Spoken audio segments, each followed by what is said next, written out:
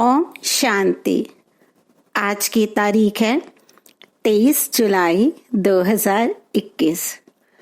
आज की साकार मुरली से मीठे प्यारे बाप दादा की मीठे मधुर अनमोल महावाक्य सुनेंगे। आज मीठे प्यारे बाबा ने कहा, मीठे बच्चे, तुम ही अपना चिंतन करना है, दूसरों का नहीं, क्योंकि ड्रामा अनुसार जो करेगा वह पाएगा। आज का प्रश्न है, त्रिकालदर्शी बनने से आत्मा को कौन सी स्मृति आई है? उत्तर है, आत्मा को स्मृति आई, हम असुल मूल वतन के निवासी इस ड्रामा में पार्ट बजाने आए हैं। हमने मुख्य एक्टर बन 84 जन्मों का पार्ट बजाया, अभी बाप के सम्मुख हैं, फिर साथ में घर जाएंगे, पावन बनकर घर जाना है, फिर सुखधाम में आना है। यह सारा खेल भारत पर ही बना हुआ है। यह सारी स्मृति त्रिकालदर्शी बनने से आ गई। आज मुरली का गीत है, मरना तेरी गली में। ओम शांति। यह गीत किसने गाया? बच्चों ने।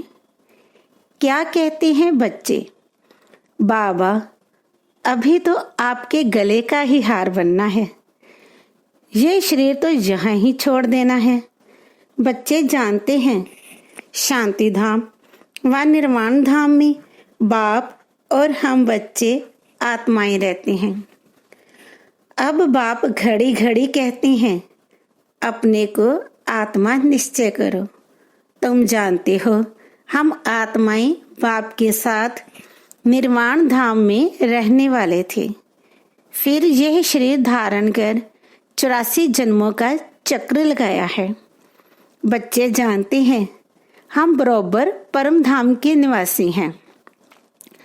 अब फिर बाबा आए हैं, तुम बैठे हो, देखते हो, सामने बाबा बैठे हैं। यहाँ है लौकिक शरीर के संबंध।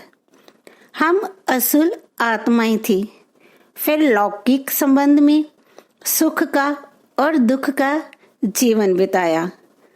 अभी तुम आत्माएं त्रिकालदर्शी बनी हो। बाप भी तीनों कालों, तीनों लोकों को जानने वाला है। तुम भी जानते हो, नंबरवार पुरुषार्थ अनुसार। पढ़ाई की याद तो रहनी चाहिए ना, अभी स्मृति आई है। बाबा ने समझाया है, तुम मूल वतन में रहने वाले हो। अभी तुम बाप दादा द्वारा त्रिकालदर्शी बने हो। तुम जानते हो, इस ड्रामा के हम मुख्य एक्टर्स हैं। सारे ड्रामा का नॉलेज तुम्हारी बुद्धि में अब है। स्मृति आई है, हम आधा कल्प सुखधाम में रहते हैं, वहां रावण होता नहीं। हम आत्माएं पूरे 84 जन्मों का चक्र लगाती हैं। अभी बाप सम्मुख बैठे हैं। आपकी श्रीमत पर चल, हम आपके साथ चलेंगे। जितना हो सके आपको याद करेंगे।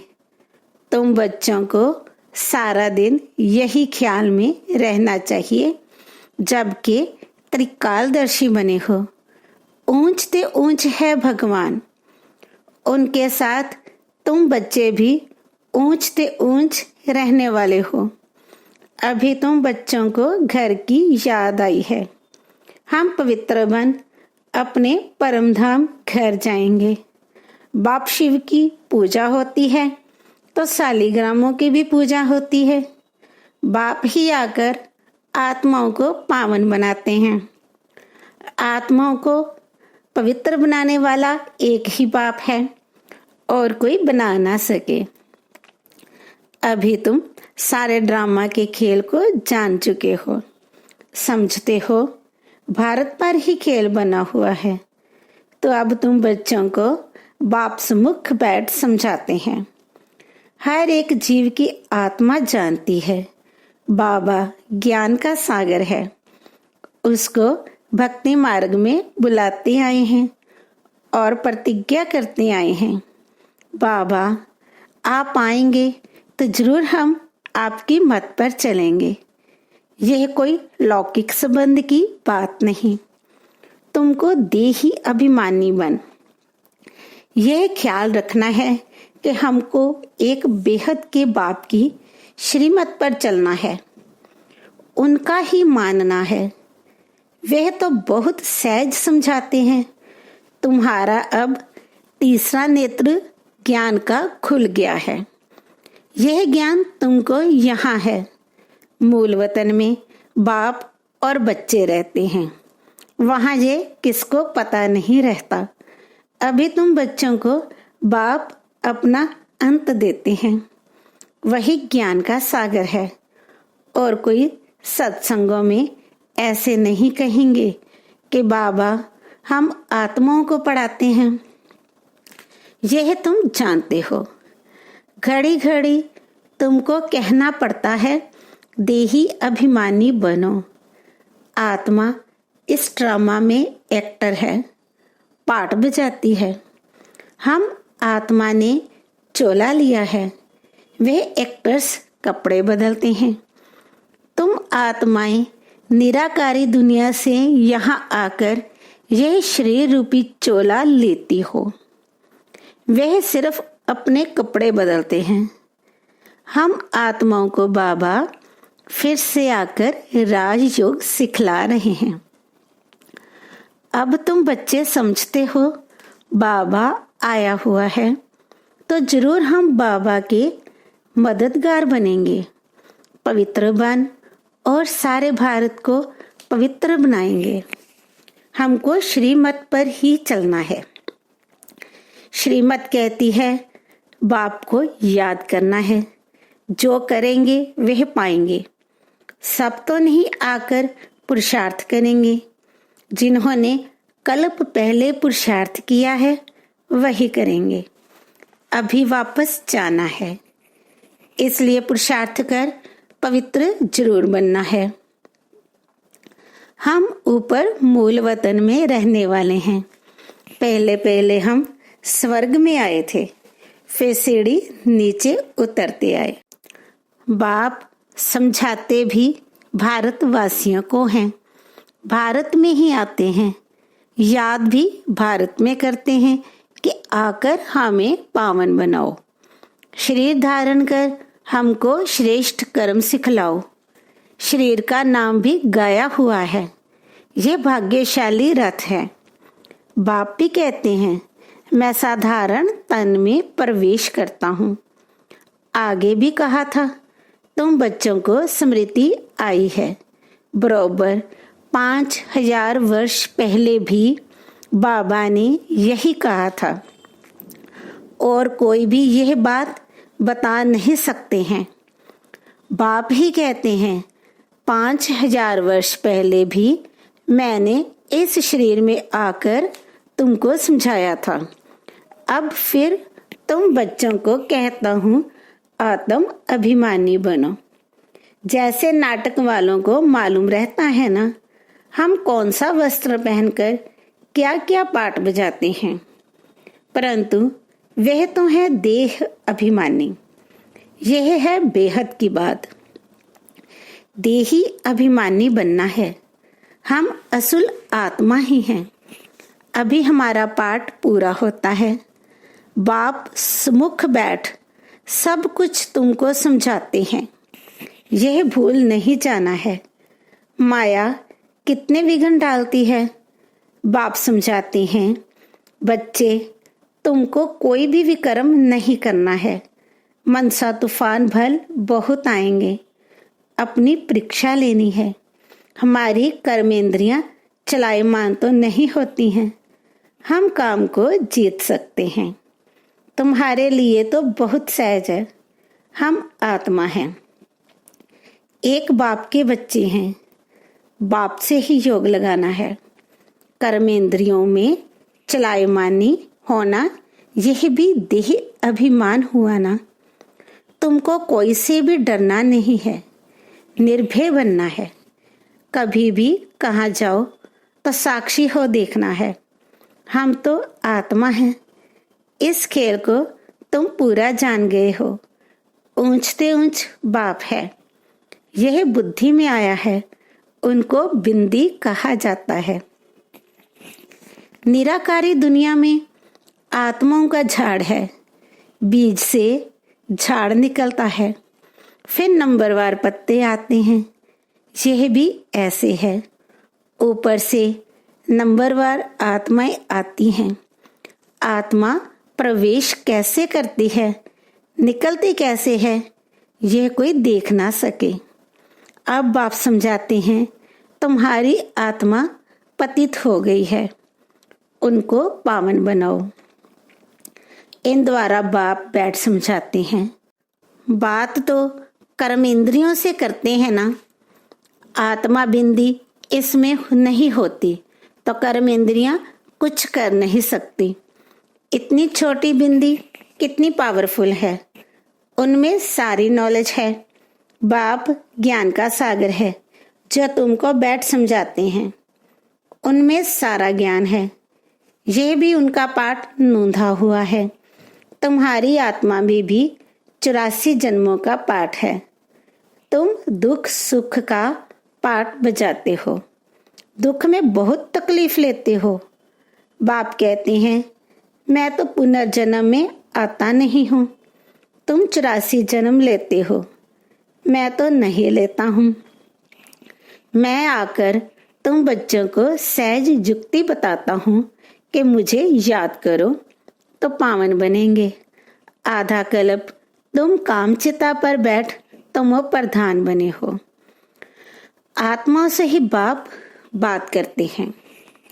आत्मा के ऑर्गन्स पहले छोटे होते फिर बड़े होते हैं। आत्मा तो छोटी बड़ी होती नहीं। आत्मा ही कहती है, हे पतित पावन आओ। आत्मा बाप को पुकारती है। बाप कहते हैं, मैं कल्प कल्प आता हूँ तुम पतितों को पावन बनाने। अभी तुम जानते हो आत्मा कैसे आती जाती है। मनुष्य बहुत माथा मारते हैं। देखें आत्मा कैसे निकलती है, परंतु किसको पता नहीं पड़ता, क्योंकि यह है अति सूक्ष्म। छोटी सी आत्मा में कितना पाठ है। जैसे बीज में सारा ज्ञान है, वह तो बीज है जड़। बड़ का झाड़ होता है, उसका बीज कितना छोटा, उनसे झाड़ कितना बड़ा लंबा निकलता है। कलकत्ते वाला बड़ का झाड़ कईयों ने देखा होगा, बहुत बड़ा झाड़ है। अब उनका फाउंडेशन सारा सड़ गया है, बाकी झाड़ खड़ा है। ये भी ऐसे है। देवता धर्म का फाउंडेशन है नहीं। झाड़ की भी अब जड़ जड़ीभूत अवस्था है। ये भी तुम जानते हो। तब तो गवर्नमेंट को भी कहते हो कि हम इतने समय में दुनिया को पावन बनाकर दिखाएंगे। मनुष्य इन बातों को समझते नहीं। तुमको तो निश्चय है कि हम इस भारत को श्रेष्ठाचारी जरूर बनाएंगे। तब तो भ्रष्टाचारी दुनिया का विनाश होगा। जो चाहते हैं शांति हो जाए।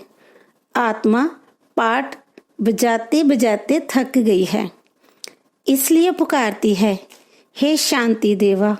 ये थोड़े ही समझते हैं आत्मा शांत स्वरूप है, परंतु यह आत्मा को कर्म इंद्रियों द्वारा कर्म तो जरूर करना ही है। शांति दो कहते हैं।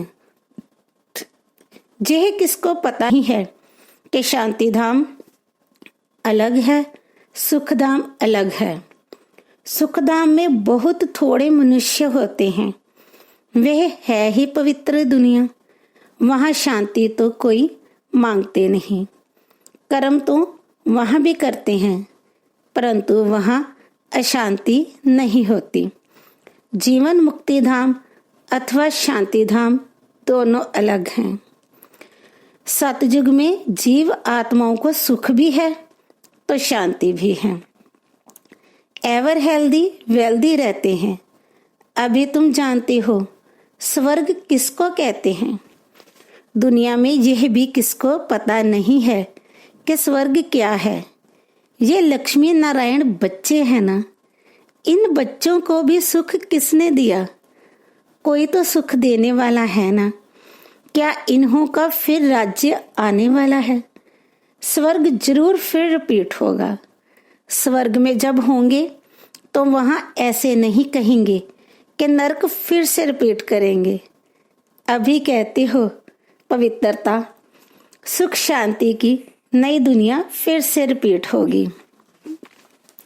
ये तो पुरानी दुनिया दुखधाम है। इनको आयरन एज कहा जाता है। नई दुनिया भी तो थी ना, उनको स्वर्ग कहते हैं। यह ज्ञान तुम्हारी बुद्धि में ठहरा हुआ है। बरोबर हम फिर से देवी देवता बन रहे हैं। तुम्हारी एम ऑब्जेक्ट ही यह है। हम फिर से स्वर्ग की बादशाही लेते हैं। बेहद के बाप से वर्षा जरूर पाएंगे। यह अच्छी रीति याद करना है।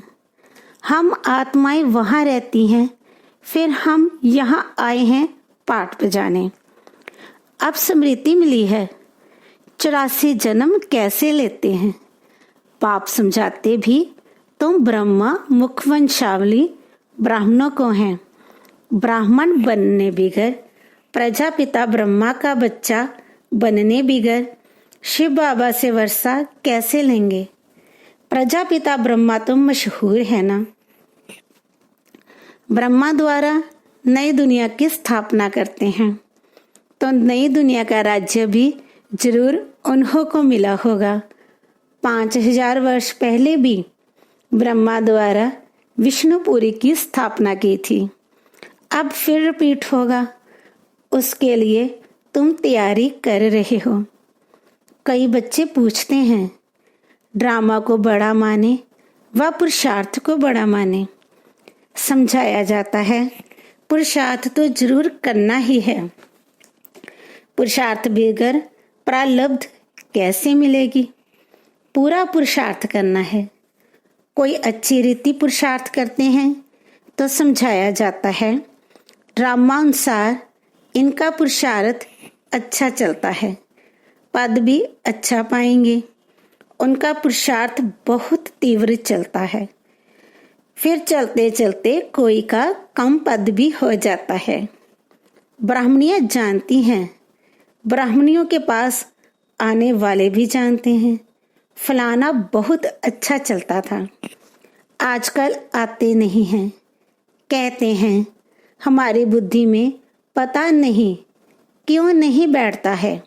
बाबा को हम याद ही नहीं कर सकते हैं। बस हम नहीं चल सकेंगे, बड़ी मंजिल है। ऐसे ऐसे लिख देते हैं। मूल बात है निर्विकारी बनना। विकारों को छोड़ना बड़ा मुश्किल लगता है। तुम जानते हो ड्रामा अनुसार कल्प पहले मिसल इनकी ऐसी अवस्था चली आ रही है। अच्छा, मीठे मीठे सिकी लदे बच्चों प्रति माता पिता बाप दादा का याद प्यार और गुड मॉर्निंग। रूहानी बाप की रूहानी बच्चों को नमस्ते। हम रूहानी बच्चों की रूहानी माता पिता बाप दादा को याद प्यार गुड मॉर्निंग और नमस्ते। शुक्रिया बाबा, शुक्रिया। धारणा के लिए मुख्य सार। नंबर 1, इस बेहद के खेल को साक्षी हो देखना है। कोई से भी डरना नहीं है। निर्भय बनने के लिए मैं आत्मा हूँ, यह पाठ पक्का करना है। नंबर 2, अपनी जांच करके स्वयं की परीक्षा लेनी है कि कोई भी कर्म इंद्रिय चलायमान तो नहीं होती है। काम विकार पर विजय पाई है। देही अभिमानी कहाँ तक बने हैं। आज बाबा का वरदान है कंबाइंड स्वरूप की स्मृति और पोजीशन के नशे द्वारा कल्प कल्प के अधिकारी भव। मैं और मेरा बाबा, इस स्मृति में कंबाइंड रहो तथा यह पोजीशन सदा स्मृति में रहे कि हम आज ब्राह्मण हैं, कल देवता बनेंगे। हम सो हम का मंत्र सदा याद रहे तो इस नशे और खुशी में पुरानी दुनिया सहज भूल जाएगी। सदा यही खुमारी रहेगी कि हम ही कल्प कल्प की अधिकारी आत्मा हैं। हम ही थे, हम ही हैं और हम ही कल्प कल्प होंगे। आज स्लोगन है, स्वयं का स्वयं ही टीचर बनो तो सर्व कमजोरियां स्वतः समाप्त हो जाएंगी। ओम शांति।